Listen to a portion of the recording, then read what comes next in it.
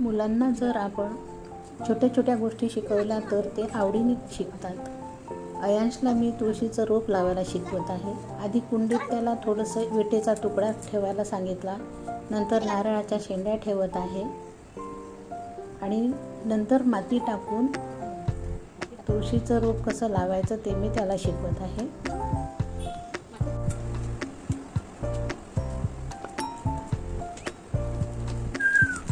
तो खूप आनंदित होता जेव्हा त्याला कळलं की आपण तुळशीचं रोप लावतो.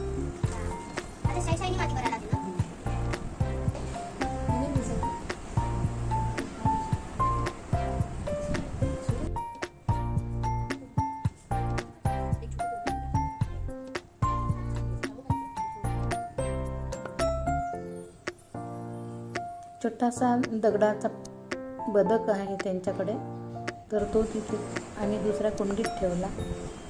दिसायला ते छान दिसतं. आणि आता तो पाणी घालत आहे.